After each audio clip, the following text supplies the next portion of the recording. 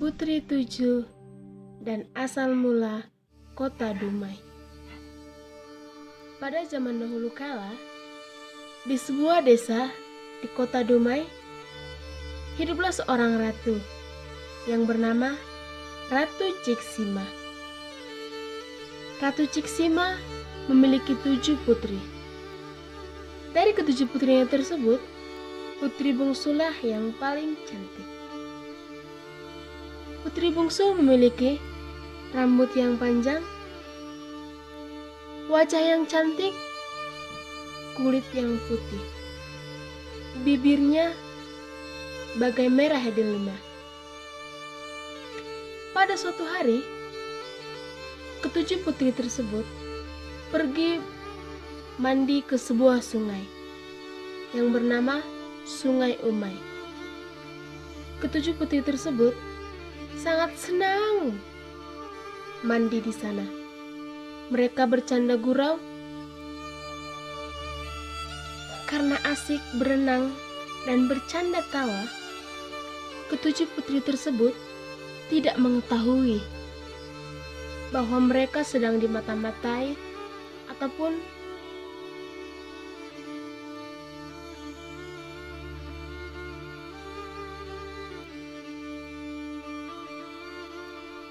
mengamati mereka,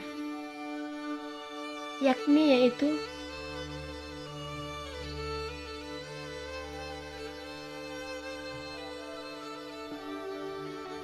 Pangeran Empang Kuala dan para pengawalnya. Dalam hati pangeran, ia berkata, "Mayang di Umai, Umai, yah di Umai." Begitulah kata pangeran. Sang pangeran pun jatuh cinta kepada putri tersebut. Ia berkeinginan untuk meminang Putri Mayang Sari. Utusan tersebut pun mengantarkan tepak sirih sebagai adat kebesaran raja kepada kerajaan Sri Bunga Tanjung. Kerajaan Sri Bunga Tanjung menyambut gembira pinangan pangeran tersebut. Ratu Ciksima pun bergegas untuk menjumpai petinggi adat di kerajaannya, yakni untuk mengisi pinang dan gambir pada combol yang telah disediakan. Combol ada 7, sedangkan yang diisi hanya combol yang paling besar. Ke-6 combol tersebut tidak diisi karena putri tertualah yang lebih dahulu harus dipinang. Mendengar perkataan Ratu Ciksima, utusan pangeran pun kembali ke kerajaan. Utusan tersebut mengatakan kepada pangeran, "Pangeran, pinangan Anda ditolak." Mendengar perkataan tersebut, sang pangeran pun murka dan marah. Ia tidak terima kalau pinangannya ditolak mentah-mentah.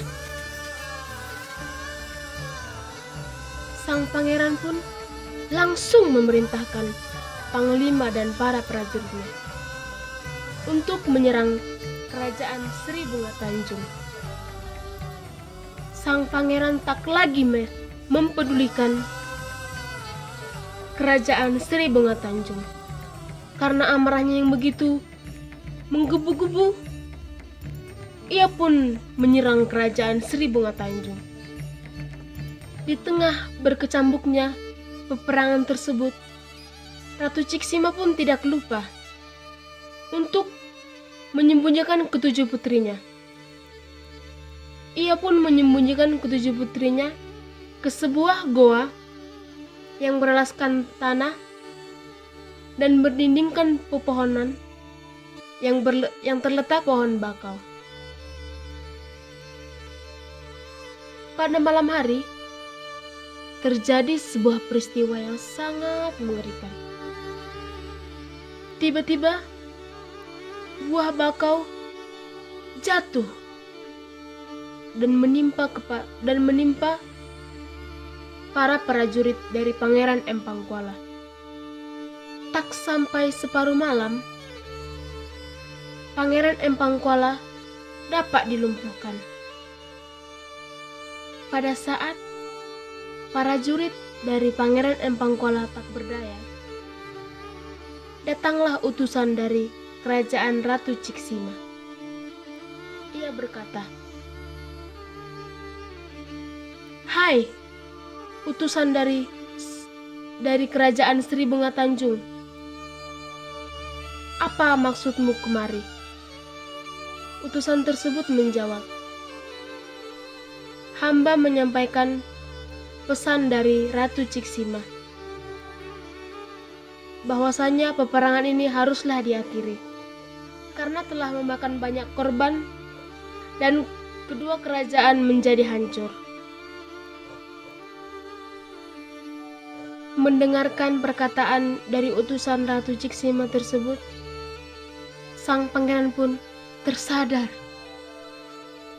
bahwasannya peperangan yang dilakukannya itu telah merugikan banyak orang dan telah merusak kerajaan Sri Bunga Tanjung. Pangeran pun langsung memerintahkan para juritnya untuk meninggalkan kerajaan Sri Bunga Tanjung dan kembali ke kerajaan Empangkuala. Keesokan harinya, sang Ratu Ciksima pun bergegas untuk menjumpai ketujuh putrinya tersebut yang ia.